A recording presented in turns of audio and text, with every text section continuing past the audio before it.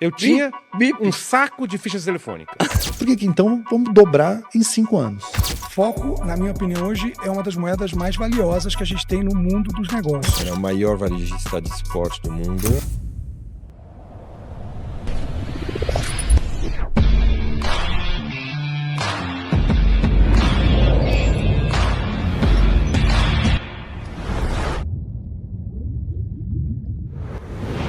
Não sabe, você não nasce já apaixonado por tudo. E eu era... É difícil encontrar alguém que no colégio, no ginásio, seja apaixonado pela profissão de vendas. Sim. Não vai ser, mas você vai exercendo e você vai se apaixonando por pessoas.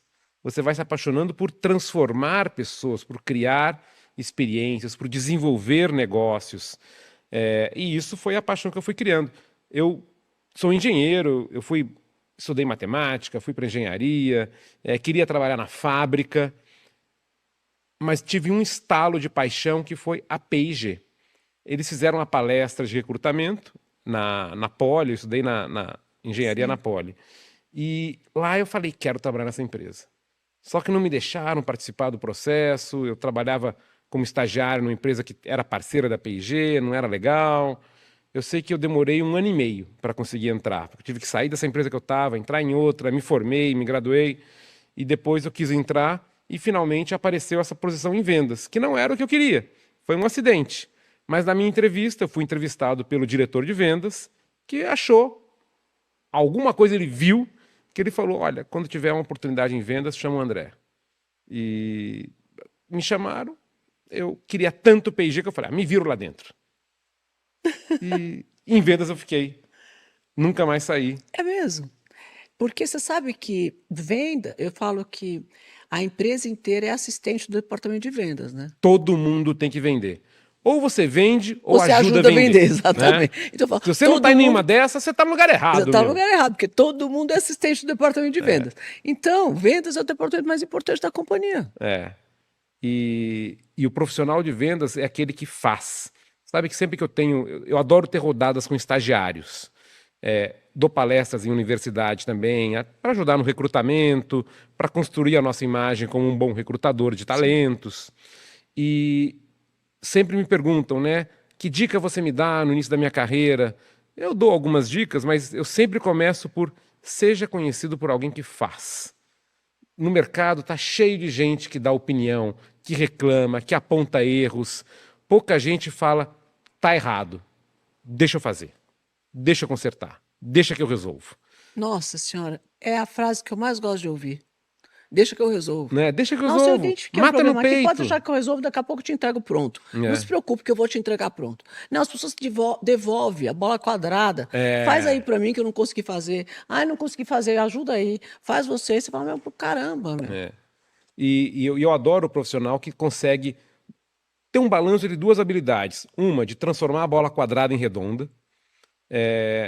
Outra, a de também investir em dar o feedback falando, olha, deixa eu te falar como é que você pode me passar a bola mais redonda da próxima vez. Porque você tem aquele jogador lá, o meio-campista, que consegue receber uma bola que veio lá de trás, né, meio quadrada, e ele arredondar ela. Mas, pô, ele também tem que voltar lá atrás e falar, olha, na próxima, me passa mais ali, porque eu vou pegar ela direito e vou conseguir passar para alguém que vai fazer o gol. Então, você tem que também melhorar o processo, né? Os tais processos que você mencionou aí da Procter, né? A gente tem que estar sempre nessa melhora contínua. Então, acerta, faz acontecer, ao mesmo tempo, dá o feedback para que na próxima seja melhor. Agora, André, é um desafio quem está nessa posição de liderança por tanto tempo como você, porque você passou por muitas gerações.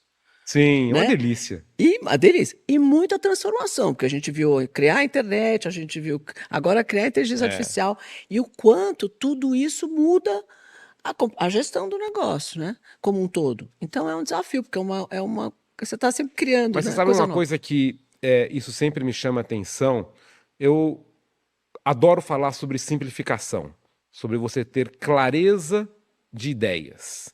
Para mim, é uma das principais características de um bom profissional, ter clareza das suas ideias. E um exemplo que eu uso para simplificação é como era a minha vida quando eu entrei e como é a vida hoje.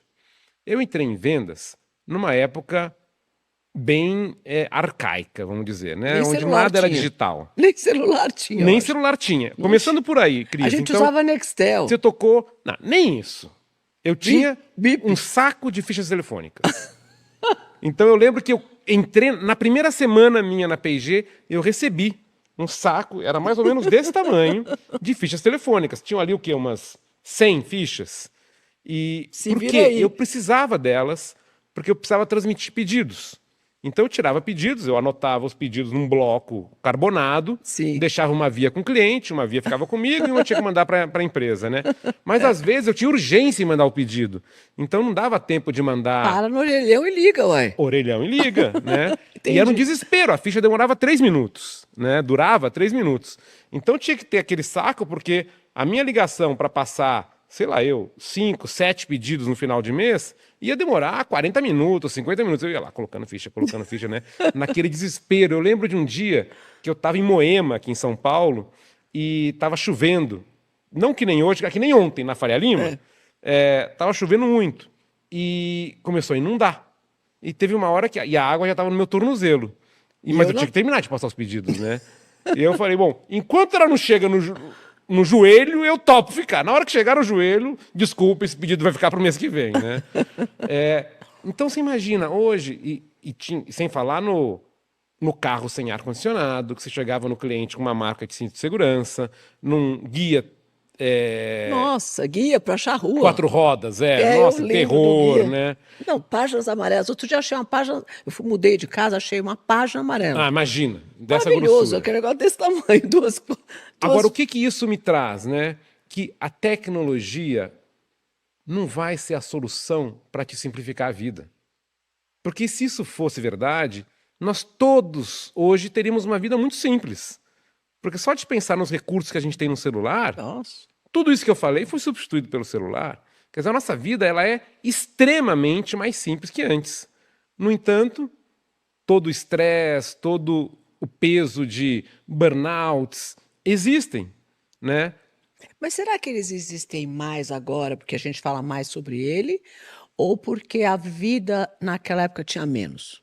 Porque eu tenho minha crença sobre isso, mas eu queria ouvir a sua primeiro. Eu acredito que o excesso de informação e a facilidade com acesso à informação e com recursos para você fazer mais, acaba criando mais estresse.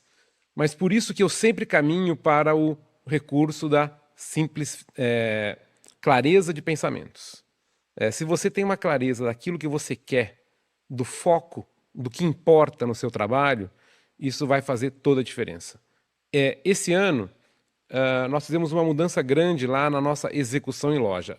Para você vencer em produtos de consumo, a loja é a sua casa, né? Você tem que cuidar dela com muito capricho, com muito carinho. E quando eu peço para um promotor nosso executar uma loja, ele tem umas 80, 90 prioridades. Esse ano a gente falou, olha, essas 80, 90 continuam existindo, a gente vai continuar contando os pontinhos, mas tem 6 coisas que eu preciso que ele faça que eu sei que vão mudar a qualidade da nossa execução em loja. Não vou aqui contar todas elas, Claro. né, porque é parte da nossa estratégia, mas uma delas, por exemplo, é muito simples. Eu quero que execute 2 bandejas de Secret.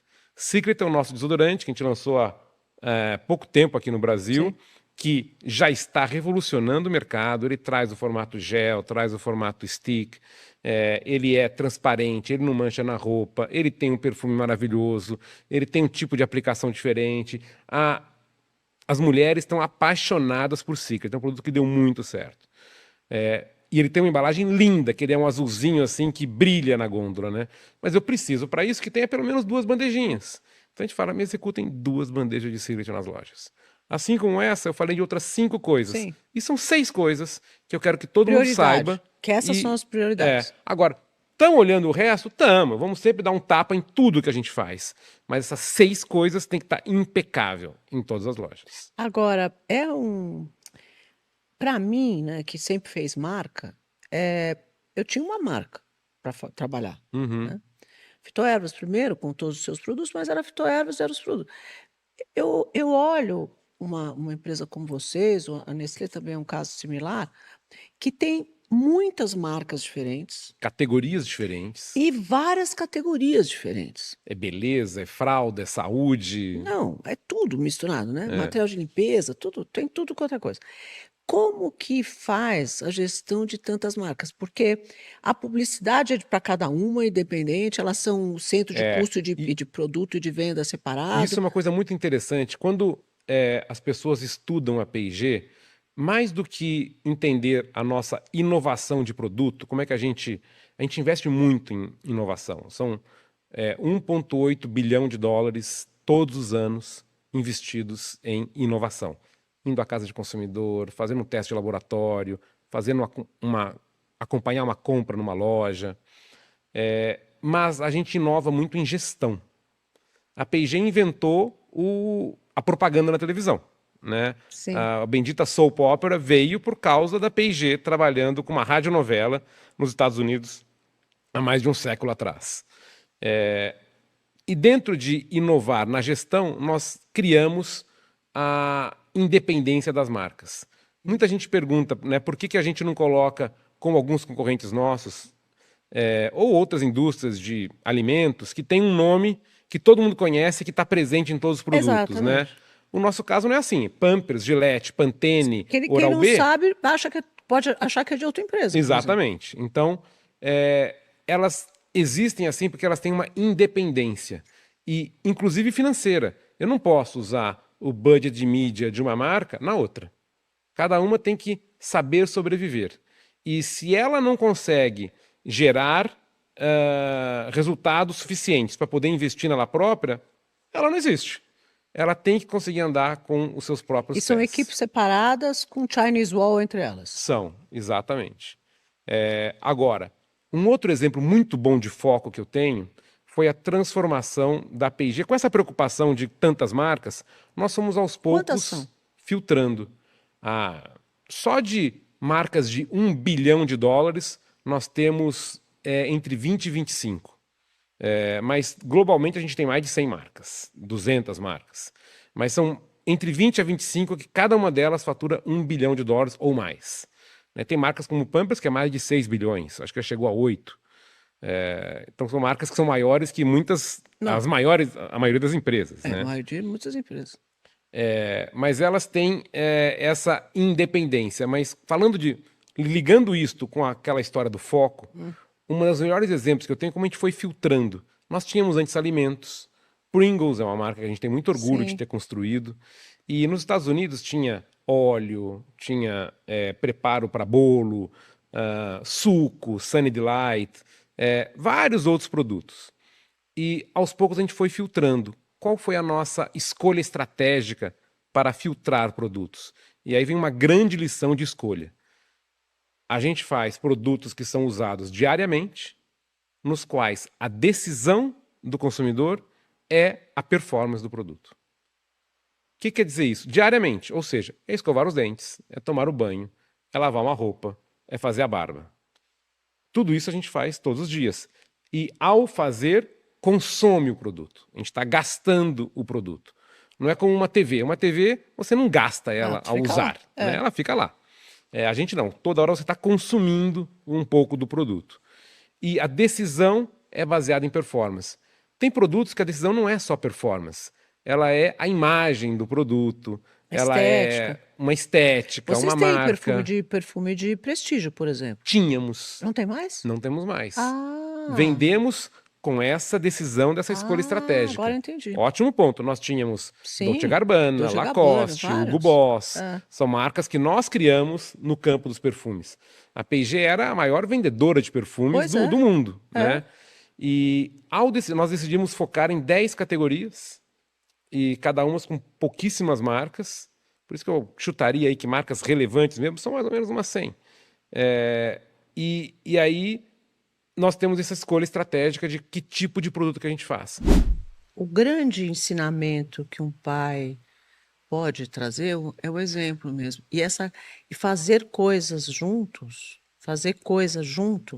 a experiência dessa convivência é o que marca a alma para a vida. Sim, e eu acho que, deixa eu falar Shark Talk aqui hoje, e marcou muito a minha vida o exemplo que meu pai me dava, que não tem nada a ver com carro, mas sim tinha, porque ele saía muito cedo para trabalhar, voltava muito tarde, e eventualmente ele trocava de carro.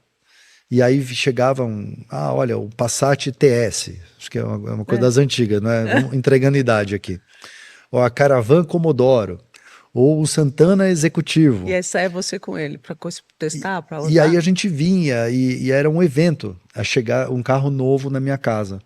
Então, é uma outra geração, uma outra época de vida, mas numa empresa que tem no seu principal negócio o seguro de automóvel, isso se conectou muito também com a nossa história da família e também do negócio. Hoje, eu acho que eu sou uma vítima dessa admiração que eu tinha pelo meu pai, vendo ele traduzindo o sucesso dos negócios na evolução da frota que ele dirigia. E aí hoje isso eu acabo fazendo com meu filho de uma outra forma, mas eu acho que tem um pouco desse DNA lá de trás. Ah, com certeza. O teu pai era um cara muito fora da curva, né? Muito, sim. Ele é uma das pessoas mais admiradas do Brasil até hoje, quando se fala de empreendedorismo, de transformação, de geração de impacto. Sempre o nome dele é um dos primeiros que aparece. Então, essa convivência que moldou esse homem maravilhoso que você é, né? Porque você faz a mesma coisa, você gera muito impacto. Puxa, Cris, assim, tenho muita admiração pelo meu pai, mas essa admiração ela vem acompanhada de uma carga e de um peso que não é trivial. Então, por muitos e muitos anos, talvez eu não tenha sido a pessoa mais feliz do mundo, porque a pressão que eu sentia, né? estava mais associada a uma cobrança do que a leveza e felicidade. Eu queria mostrar que eu não era apenas um filho / herdeiro / uma pessoa privilegiada. Então, quando eu decidi fazer MBA, quando eu decidi me afastar da família, era exatamente para eu conseguir conquistar um espaço, ser reconhecido pelo mundo empresarial, porque eu queria provar para todo mundo que não estava obtendo nenhuma vantagem. Depois eu fui buscar outras coisas para ter essa mesma sensação. Então, foi um peso muito grande na minha trajetória profissional, essa sombra do Jaime, que sim é uma pessoa maravilhosa, que gasta a sua energia em filantropia, em discutir o futuro do país, se envolve em grupos de política para saber o que está acontecendo, realmente se dedica a isso e fez uma gestão maravilhosa da Porto Seguro. Não, você pensar que o Brasil passou por milhares de planos econômicos nesse período. Quem sobrevive ou quem cresce com todo esse desafio tem que ser muito bom no jogo. Viu? Meu pai fala muito, ele fala, olha, é mais sorte do que competência. Sei. Eu que o digo, eu passei por todos esses planos e eu olho quem está em volta, né? E quanto maior, eu sempre falo, pessoal, mas empresa grande não sofre tanto. Falei, quanto maior o prédio, maior o tombo, né? Porque, assim, é muito, muito maior a responsabilidade. Uma empresa menor, você consegue... Ela é mais maleável do que um negócio muito grande. Um Titanic para virar é muito grande, muito difícil, né? Quer dizer, um navio muito grande, você mexer, ele é muito difícil. Então, quem conseguiu formar empresas essencialmente brasileiras, do zero, nesses últimos 30, 40 anos do Brasil... realmente tinha que ter muita competência. Mas eu acho que falando um pouco, né, dessa origem e do que formou a cultura organizacional, que hoje ainda é o que nos move adiante, minha família ela é originalmente imigrantes, então da Ucrânia, meu avô. E faleceu muito cedo, meu pai assumiu a empresa com 30 anos de idade. Eu tinha acabado de nascer. A empresa era a 40ª do ranking, uma empresa microscópica, que não valia nada e estava quebrada em 1980. Nossa, Então, não faz tanto tempo assim nada. para a história da Porto, para 40 ela, anos. pra ela ser o que virou. Sim. Então, embaixo do comando do Jaime, ela acabou expandindo, foi para 120 negócios diferentes, mas baseado num princípio de trabalho barriga no balcão, simplicidade, pouca hierarquia, muita participação, política de portas abertas e voltada para a felicidade das pessoas. E com uma obsessividade pela qualidade do que entrega para o cliente.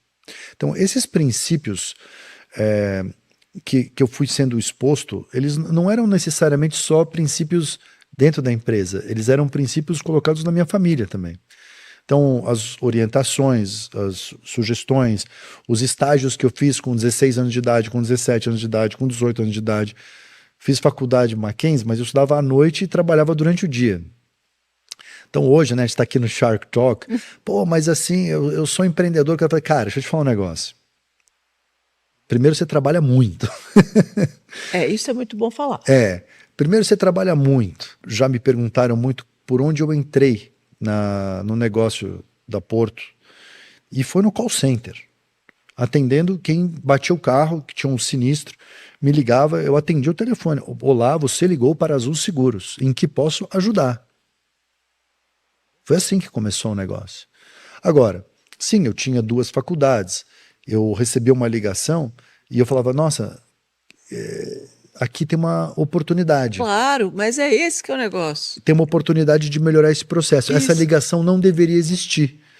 E aí a gente melhora o processo e essa ligação deixa de existir, logo o custo de administrar a empresa cai. Se o custo de administrar cai, a sua competitividade aumenta e você vende mais. Bruno, eu sempre falo que a inovação, ela nasce da barriga no balcão. Ela nasce na rua, observando as coisas como acontecem. Você não consegue fazer isso sentado na mesa lá em cima. Você vai conseguir fazer isso em contato com as pessoas. Tem coisa que te ensina mais do que o consumidor? Não. Hoje fala-se muito, né, da centralidade do cliente. Hoje a administração passou a ser cada vez mais ciência. Então tem muitos estudos de caso. Quem não tiver preguiça, tem muito conteúdo na internet. Você pode ter acesso a uma educação no nível de Harvard, hoje, gratuita, se você não tiver preguiça e não ficar desfocado scrolling no seu TikTok. Agora, vai de cada um, aonde você gasta na sua energia. Mas essa base foi fundamental para, em 2019, quando o Jaime me convidou para ser o seu sucessor na presidência do Conselho de Administração, para repensar o que a gente ia fazer dali para frente. Eu acho que uma base sólida e a oportunidade de trabalho que ele construiu com a reputação da marca Porto, o que essa marca agrega de valores e reconhecimento para os consumidores. Era uma incógnita, era uma oportunidade. E você vai achar engraçado, o planejamento estratégico da Porto de 2020 a 2025, ele foi feito baseado uma leitura de revista tipo da Interbrand. Sério? Como assim? Eu tinha acabado de assumir. O conselho que meu pai me deu foi: olha, vai lá, não estraga nada. Tá tudo dando certo, a empresa é lucrativa. Não estraga, que tá tudo funcionando perfeitamente. Eu fui nas primeiras 2, 3 reuniões, entrei mudo, saí calado e ganhei uma estrelinha no final, falando que eu tinha feito uma ótima reunião. Não fiz nada, só estava presente. Mas me deu uma depressão isso. Falei, gente, eu sou muito novo, eu tenho que ser capaz de criar uma agenda. Uma agenda, seja ela de inovação, de qualidade, mas uma agenda. E aí que eu estava lendo uma matéria da Interbrand e falava que a Porto era a 17ª marca mais reconhecida do país. E tinha todas as outras, 16ª, 15ª, até a primeira. Eu vi e embaixo era o valor da marca e quantos clientes essas marcas tinham. Então tinha a loja Renner, tinha Itaú, tinha Brahma, Skol, um monte de cerveja.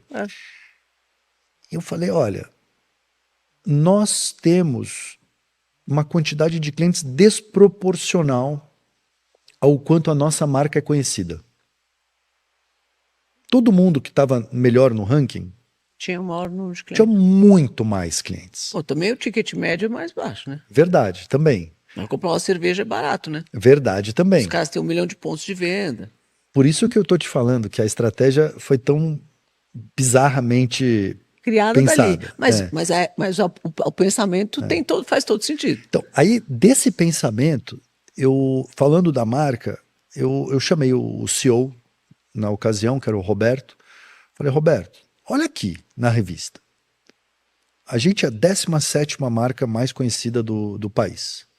Mas longe de ter a proporcionalidade Número de clientes. do número de clientes e, obviamente, o lucro também não está proporcional ao quanto a gente é conhecido e amado nesse contexto. A gente tem 2 opções. Ou a gente estraga a marca para ter um equilíbrio de retorno melhor, só que eu não tenho coragem de fazer isso. Claro. Meu pai demorou anos para construir, então não vamos fazer isso. Ou a gente tem que aumentar o número de clientes. Aí ele olhou para minha cara e falou, faz sentido. Aí ele falou, mas quanto? Aí eu falei, olha, eu acho que tem que ser um número que qualquer um consiga explicar. Então o que você está pensando? Eu falei, vamos dobrar. Em 5 anos. Ele, mas 5 anos? Eu falei, A gente vai dobrar em 5 anos. Brasília não foi pensada em 5 anos? Fazer 50 em 5, não era esse o mote de construção do país naquela geração? Por que então vamos dobrar em 5 anos?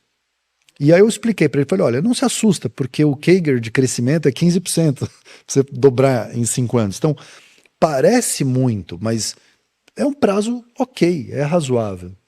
E, obviamente, que vamos ter que repensar, porque não vai ser aumentando a quantidade de clientes de seguro de carro, nem cabe mais carro na rua, vamos ter que pensar em outras coisas.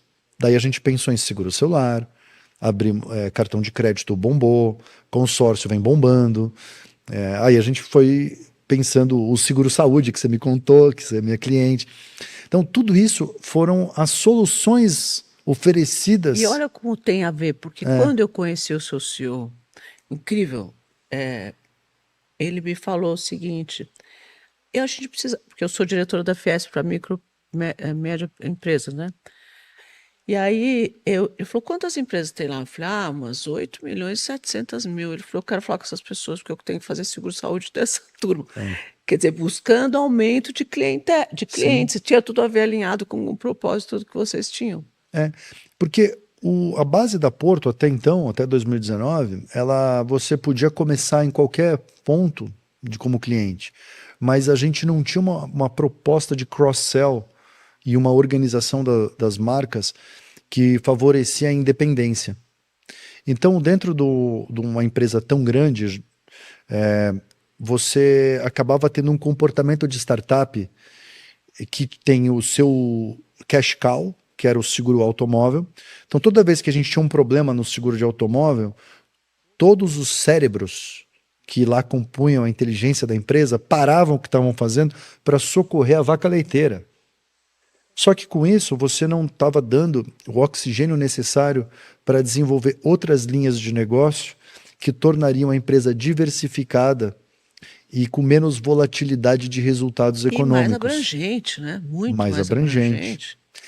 E aí eu fui derivando e falando e pensando sobre essa estratégia. E hoje, voltando no retrovisor, quando eu olho para o sucesso, deu certo, a gente conseguiu dobrar. Batemos 101% da meta de dobrar o número de clientes. Então foi um sucesso. Outro dia eu estive no Nordeste E aí eles me falaram assim, ah, não, os pescadores não pescam mais, porque se for pescar, eles perdem a bolsa, família deles. Aí acabou o mundo, né? Falando, cara, então vocês estão de brincadeira. Que não tem peixe, porque os caras não estão pescando. Caramba.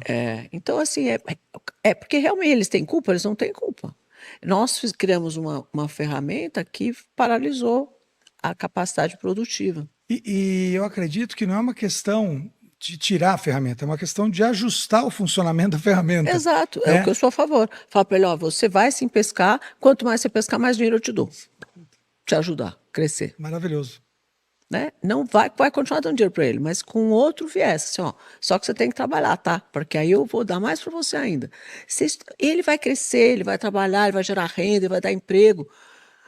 E nós vamos ter mais 58 milhões de pessoas ativas para comprar os seus produtos da sua publicidade, para girar a economia, né? Para girar a economia. Porque a gente depende da economia. Não é pouca gente, Hugo, são 58 escolha, milhões de pessoas. Né? O que gira a economia é o capitalismo. Outro dia me falaram, não, mas o Uruguai é maravilhoso, um país incrível, você vai lá, você investe, o país é assim, faz assim. Falei, quantos habitantes tem? 3,5 milhões. Falei, obrigado. Oi? Aqui nós temos 17 milhões só em São Paulo. Oi? 210 no Brasil. O que você vai vender para 3,5 milhões? Você tira lá os inativos, o velhinho, o outro que é funcionário público, sabe o quê? Sobrou 1 milhão de pessoas. O nosso tamanho, ele é um grande desafio. Mas é aquilo que a gente discute há muito tempo, né? É um belo mercado maravilhoso, né, para a gente trabalhar. Só que eu quero pôr esses caras 58 milhões para dentro. Para deixar essa economia mais forte. Para esse jogo nosso aqui, para fazer a economia crescer mais ainda. Tá né? certo. Porque a gente vende mais para eles. Quantas empresas você construiu, você lançou? Eu lancei primeiro a Fitoervas, a primeira. A segunda foi a shampoo também, marca de shampoo. Aí quando eu vendi a vendi para o Júnior da Hipermarcas. Aliás, ele me chamou para ser sócia dele na Hipermarcas, eu não topei, né? Hoje foi uma maior burrice que eu fiz na vida. Porque o negócio virou gigantesco, eu teria ganhado muito dinheiro com ele. Mas aí eu vendi a para ele e fiquei desempregada. Porque eu era importadora e distribuidora de marcas internacionais, né? Fui a primeira importadora e distribuidora de marcas internacionais, tinha 28 marcas. Então, quase todas as que estão aí hoje, Clinique, Chanel, Clarins, quase todas essas eu que importei durante 15 anos.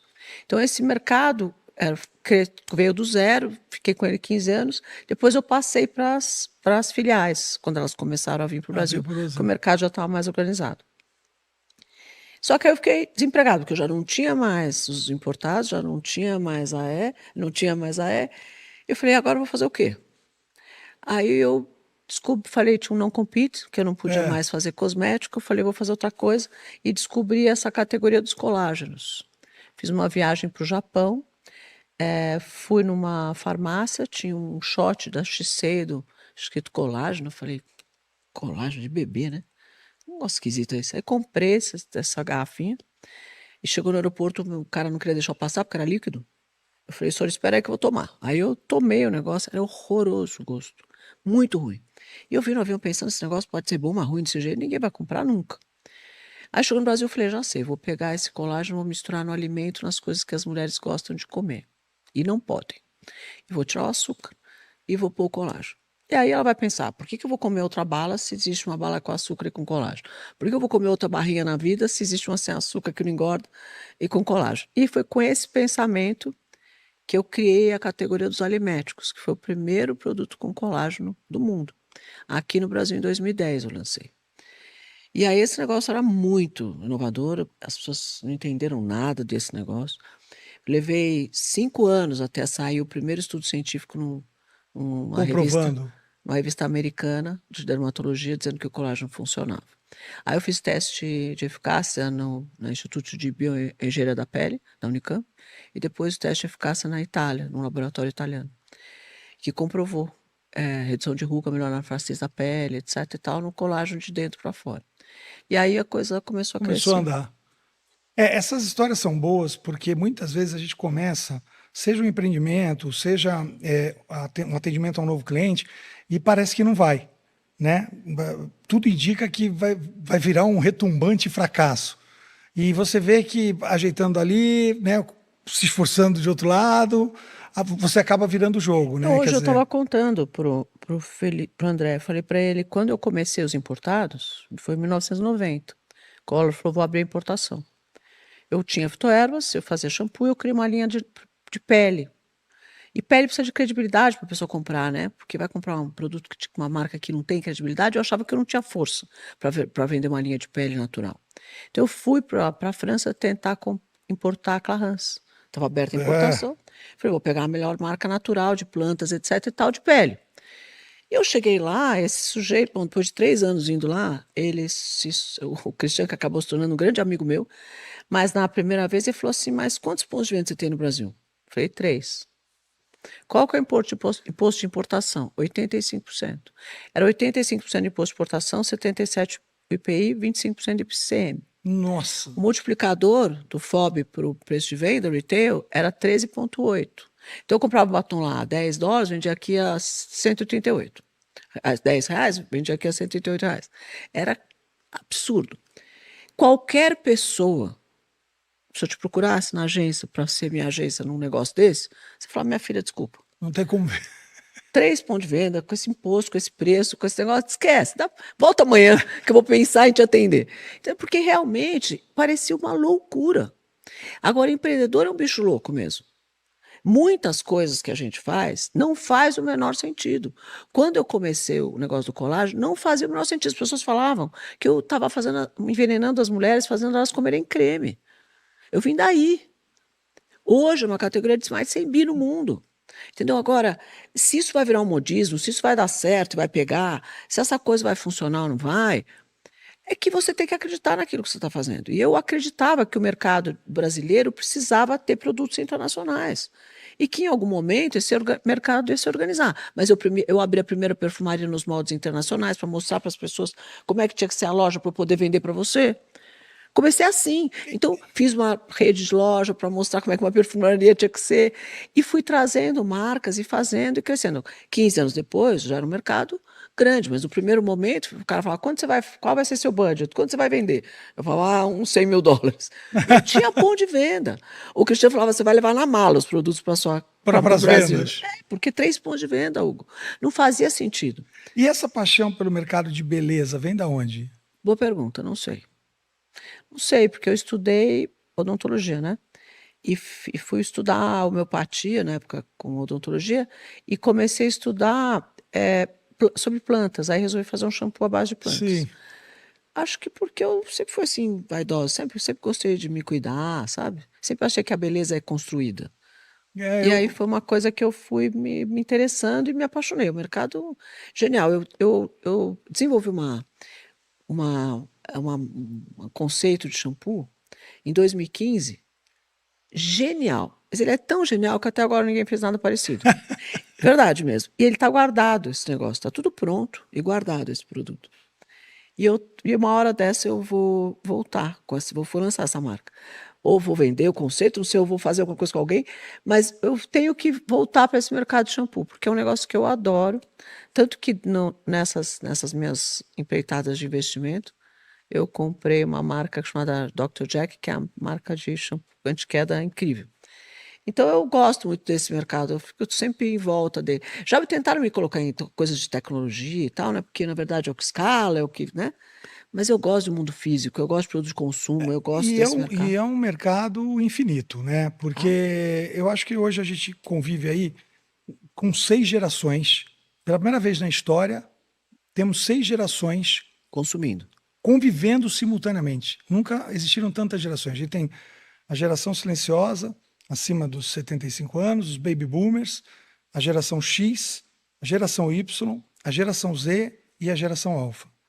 Então são mentalidades completamente diferentes, Completamente. com jeitos de empreender e de consumir e de ver riqueza, pobreza, homem, mulher, negro, branco, completamente diferente. Trabalho, né? Tudo. Então, e quando você fala desse tipo de mercado, por exemplo, mercado de beleza, quando a gente fala beleza, pode trazer aí uma impressão fútil, mas a gente fala de bem-estar, né? Quando você está bem com você, a sua autoestima melhora e você consegue vender aquilo que você quer de uma forma mais confiante, né? Então, tem muita muito. coisa envolvida nesse mercado de beleza e bem-estar. O mercado de bem-estar é um mercado de 3 trilhões hoje Então. no mundo. E é o mercado que mais cresce. Ele cresce mais que o mercado farmacêutico. Porque não faz sentido a gente ter uma categoria de sick care, de um healthcare que não é healthcare coisa nenhuma, é sick care, você fica cuidando da pessoa doente. Então você está com qual doença? Qual o remédio aqui para se curar? Por que eu não quero antecipar a doença que eventualmente você poderia ter, tratando com suplementação, alimentação e tal, para que você não fique doente? Até a nível de contratação, você vê que quando você contrata uma pessoa que faz esporte, a resposta dela ao trabalho é muito diferente de quem não faz. Exatamente. Porque ela é mais exposta ao desafio, é mais exposta a aguentar pressão, tem mais disciplina, tem mais constância nas coisas. Então, eu gosto muito de pessoas que praticam esporte. Faz muita diferença no dia a dia depois. Na Decathlon, a gente costuma falar que a gente trabalha de esportista para esportistas. Então, a gente contrata esportistas dentro da empresa. Isso faz parte dessa rotina. Então, desde a contratação, a gente se pergunta o que você está fazendo, e quando a gente se apresenta, muitas vezes a gente dá o nome e os esportes que a gente pratica. Ah, que legal. Isso cria uma conexão entre as pessoas, porque a gente se desenvolve dentro da empresa pontos em comum, pontos de interesses.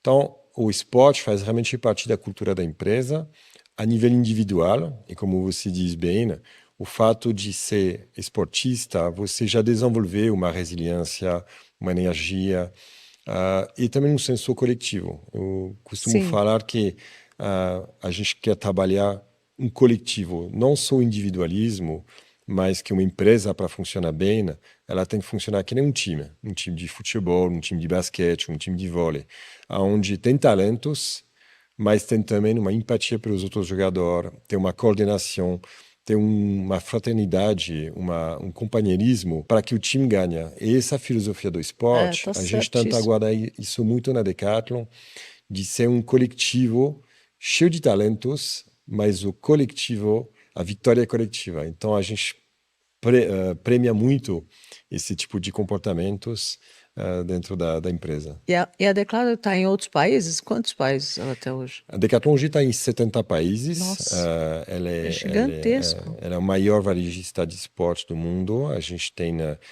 vai fazer 50 anos esse ano. A empresa nasceu em 76, no norte da França, e ela veio crescendo. Ela era uma empresa francesa, depois virou uma empresa europeia, eu digo, e hoje já é uma empresa multinacional, no sentido que tem muitos diretores, muitos C-levels que já vêm da Espanha, da Itália. O Brasil agora está começando a contribuir também, né, porque é o país mais jovem para dentro do universo da Decathlon, mas a gente está crescendo e a cultura da Decathlon ela virou multicultural, mas com um ponto em comum, o esporte.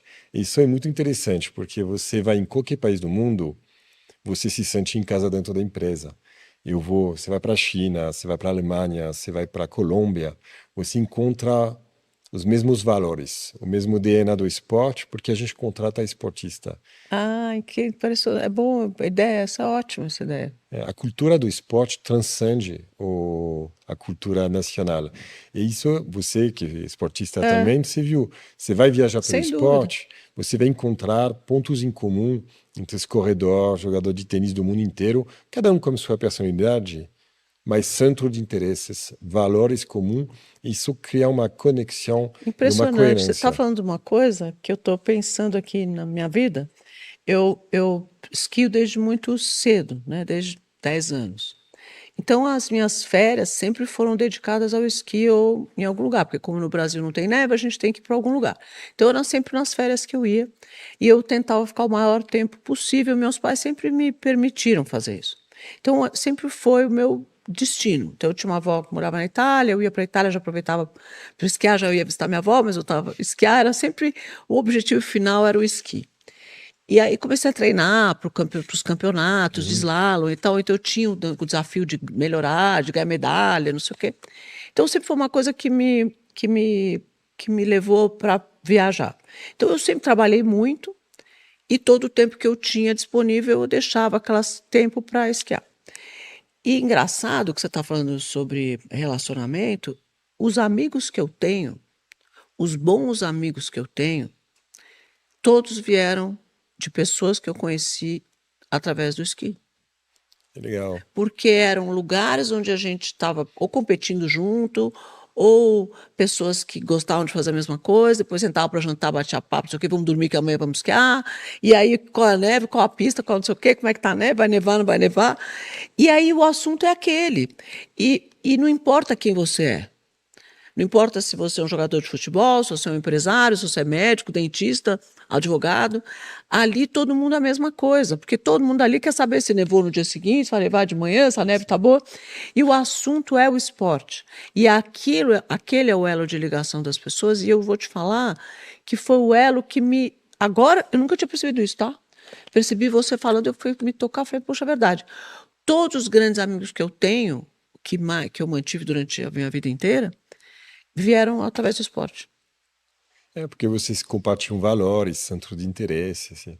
É muito legal. Eu, na minha trajetória, eu cheguei no Brasil muito cedo, como te diz, mas eu tive uma passagem pelos Alpes franceses, porque eu fui diretor da marca de esqui da Decathlon durante 6 anos.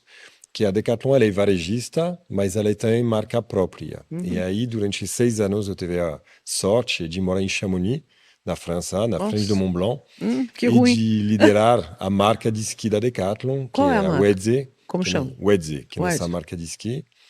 E a gente tinha um centro de desenvolvimento. Então lá você tem engenheiros, chefe de produtos, designer, mas também tudo back-office, CFO, supply chain, dentro da empresa. Eu tinha um time de 60 pessoas lá para criar os produtos. Todo mundo esquiava.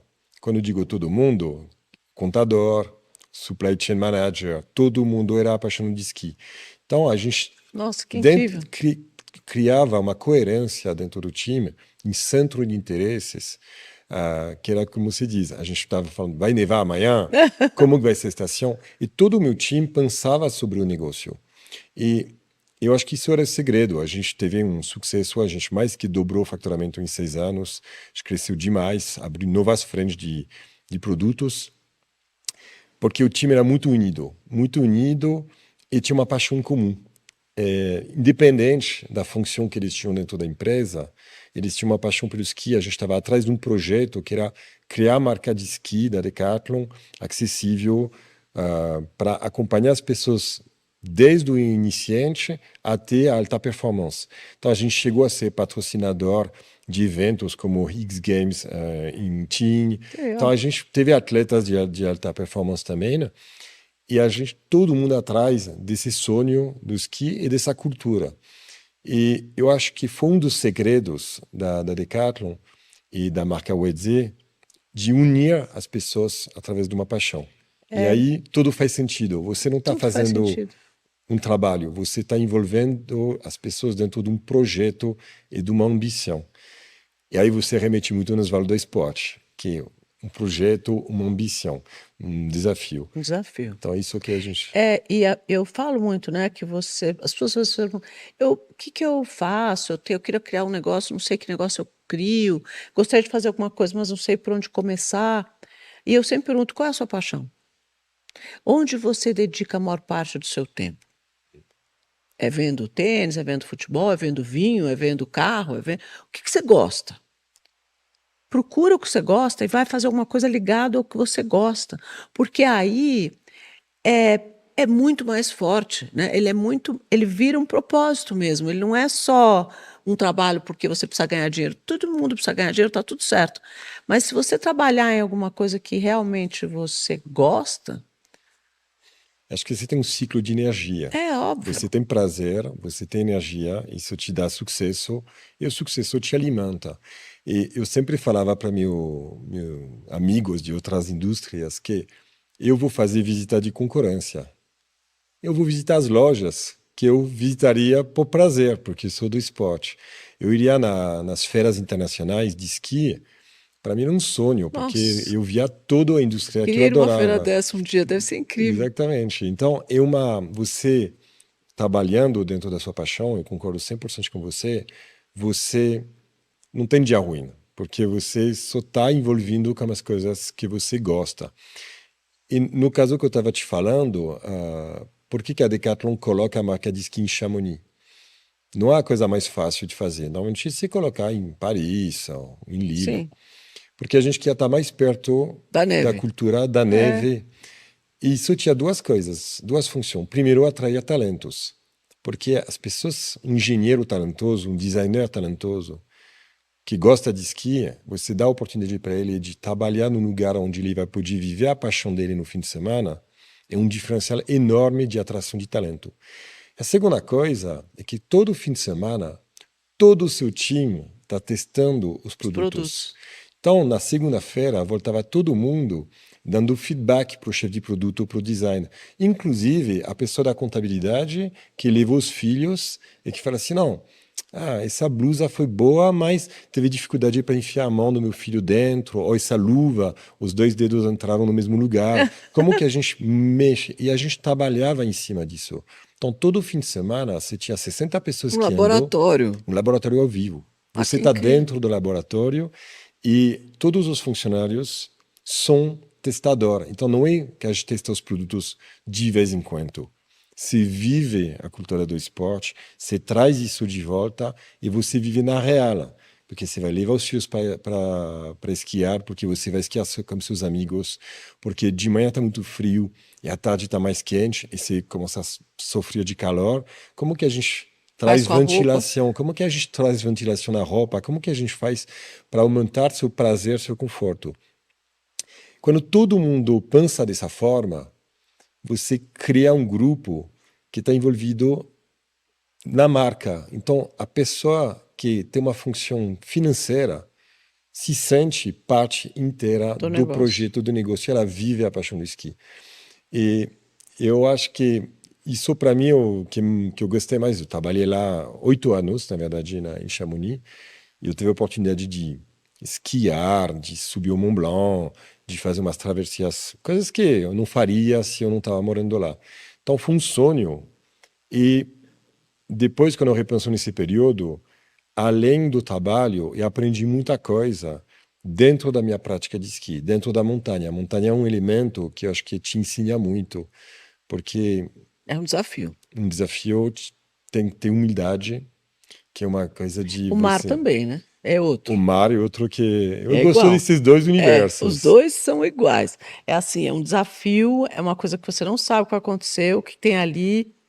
E você É tem que se preparar. Tem que se preparar. Então, dentro da empresa, eu acho que isso te ensina muita coisa, porque você vai escolher uma via, uma navegação no mar, ou uma via dentro da montanha, você espera o melhor, você vai curtir, você tem um projeto, eu vou subir aquele cume, eu vou atravessar aquele mar, mas pode acontecer o pior. E isso, eu acho que como empresário, é uma lição, porque quando você vive isso na pele, e que você está sozinho no meio do mar ou da montanha, e que o tempo virou, ou que alguém do seu time tem um problema, você tem que achar um plano B. Se você está preparado, se você está treinado, se você levou os equipamentos adequados, você consegue sair de lá. Então, esses ensinamentos do esporte de aventura, eu acho que para o empresário, que seja pequena empresa ou grande empresa, é muito válido, que a gente aprende a se preparar e a ter estratégias também de aonde eu vou passar, como que eu vou reorientar minha rota, de repente, durante a minha experiência. E eu aprendi muito. Eu acho que tem uma humildade Sem na dúvida. montanha e, É. o gosto do risco também.